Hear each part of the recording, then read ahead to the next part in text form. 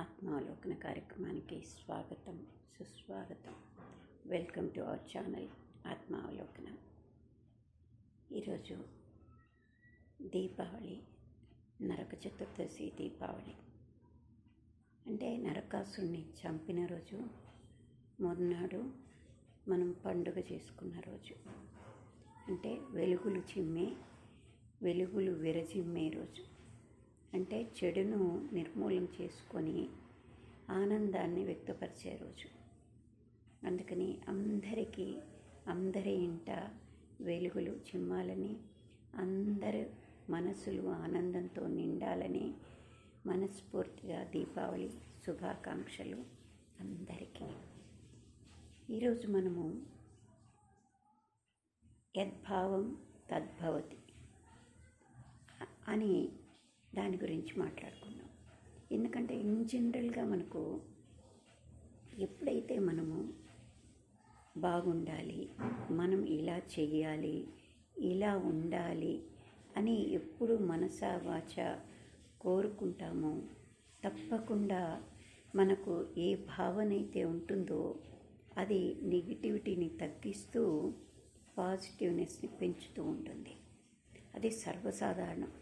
ఎందుకంటే దినచర్యలో కూడా మనము ఒక్కొక్కసారి చిన్నదాన్ని పెద్దగా ఊహించుకొని బాధపడుతుంటాం. అప్పుడు అది పెద్దగా కనపడుతుంది. ఒక్కొక్కసారి ఆ పెద్దదాన్ని చిన్నగా ఊహించుకొని తగ్గించుకోవడానికి ప్రయత్నం చేస్తుంటాం. అప్పుడు అది తేలిగ్గా అనిపిస్తుంటుంది. అంటే మన భావన బట్టి మనకున్న సమస్య కూడా తగ్గడమో ఎక్కడమో జరుగుతుంటుంది. అందుకే పెద్దలు ఆ నానుడిని ఎక్కువగా ప్రచారంలోకి వచ్చింది అన్నారు, యద్భావం తద్భవతి. అందుకే మనం ఎలా ఉండాలి, ఎలా నిర్ణయించుకోవాలి అనేది ఈ దీపావళి రోజు కూడా మనం ఎక్కువగా ఆత్మావలోకనం చేసుకోవాలి. ఎందుకంటే ఇది వెలుగుల దీపావళి. పైగా మనకు ఎంతో గొప్ప సందేశం ఇస్తూ ఉంటుంది. ఏంటి? చెడు. అంటే అది మనలో చెడు కానీ, మన పరిసరాల్లో ఉండే చెడు కానీ, అది ఏదైనా కావచ్చు, బాహ్యం కావచ్చు, మానసికంగా కావచ్చు. ఈ రెండింటిని కూడా మనము చెడును నిర్మూలించుకోవడానికి నరకాసుని చంపినట్టు మనం దాన్ని నిర్మూలించుకోవాలి. అది నిర్మూలించుకున్నట్లయితే ఎప్పుడు చెడిపోతుందో అప్పుడు మంచి అనేది మనకు వెలుగుగా మారుతూ ఉంటుంది.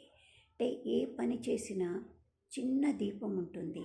ఆ చిన్న దీపమే ఒక్కొక్కసారి చీకటిని, ఆ పరిసరాన్ని కొంతవరకు మేరకైనా మనకు వెలుగు నింపుతూ ఉంటుంది. అలానే ఆ చిన్న పని అది ఆ వెలుగుగా మారుతుంది. ఆ చిన్న పనిని కంటిన్యూషన్గా చేస్తూ ఉంటే సూర్యప్రకాశం ఎట్లా జగత్తుకు, అంటే జగత్తు ఉన్నంత వరకు వెలుగునిస్తుందో అలానే మన జీవితం ఉన్నంత వరకు అది నీడలా మనకు ఒక వెలుగుబాటును చూపిస్తూ ఉంటుంది. కాబట్టి చిన్న పని కదా అని అశ్రద్ధ చేయకూడదు. ఆ చిన్న పనిని మనం స్కిల్తో, శ్రద్ధతో చేస్తే అది నిలకడైన పనిగా మనకు జీవితాన్ని నిలిపే ఉపాధిగా కానీ, మనశ్శాంతిగా కానీ అది రూపాంతరం చెందుతూ ఉంటుంది. కాబట్టి దాన్ని ఎప్పుడూ మనం గుర్తుపెట్టుకోవాలి.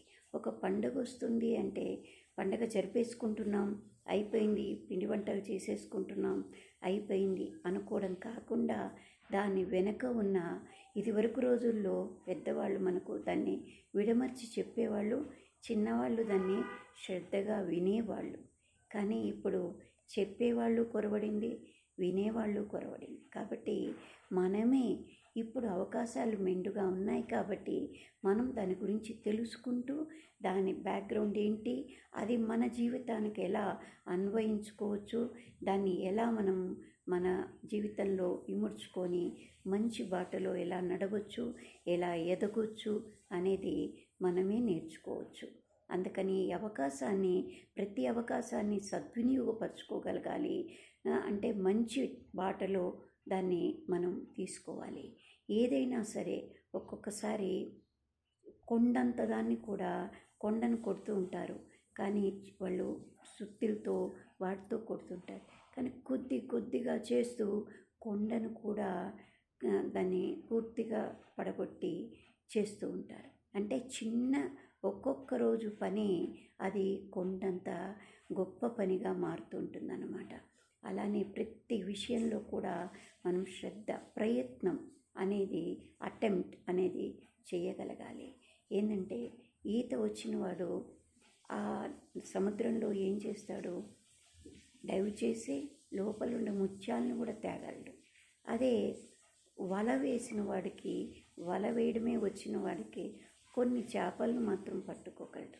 అదే నేలపై చూస్తూ ఉన్నవాడికి ఆ సముద్రం కాళ్ళు మాత్రమే తడిసే అవకాశాలు ఉంటాయి.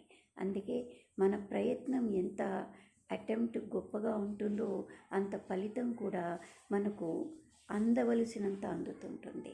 ఎందుకంటే అటెంప్ట్ ఉంది కాబట్టి. ఒకరోజు అది ఫలించకపోవచ్చు, కష్టపడేవాడికి కొంత టైం పట్టొచ్చు ఫలితం రావడానికి. ప్రయత్నము కృషి ఉన్నవాడికి ఏదో ఒక రోజు ఫలితం అందకుండా అయితే ఉండదు. అది ఒకవేళ చిన్న అంటే ఫెయిల్యూర్స్ ఉన్న వాటిని మనం తీసుకునే విధంగా తీసుకొని దాన్ని ఎక్కడ మలుచుకోవాలి అక్కడ మలుచుకోవాలనేది అది ఒక బేస్మెంట్ లాగా వినియోగించుకోవాలి. కానీ మనస్సును నిర్వీర్యం చేసుకొని నాకు అందట్లేదు, నేను ఏం చేసినా ఫలించట్లేదు అనే భావాన్ని మనము తీసేసుకోవాలి. అది తీసుకున్న రోజే మనం జగత్తులో మనకంటూ ఒక చిన్న మార్క్ను వేసుకోగలుగుతాం. ఆ మార్క్తో మన సంతృప్తిని కూడా పొందగలుగుతాం. ఏమంటారు? నా మాటలు మీకు నచ్చినట్లయితే ఒక లైక్ చేయండి, సబ్స్క్రైబ్ చేయండి, షేర్ చేయండి. అదే కాకుండా మీకేమనిపించిందో ఒక కామెంట్ రూపంలో తెలియచేయండి. లేదు ఇంకేదన్నా ఒక టాపిక్ మీద చెప్పాలి అని మీకు అనిపిస్తే కనుక తప్పకుండా నన్ను ఎంకరేజ్ చేస్తూ ఆ టాపిక్ని మీరు కామెంట్ బాక్స్లో చెప్పండి. దాని గురించి కూడా నేను ప్రయత్నం చేస్తాను. ఓకేనా? Thank you.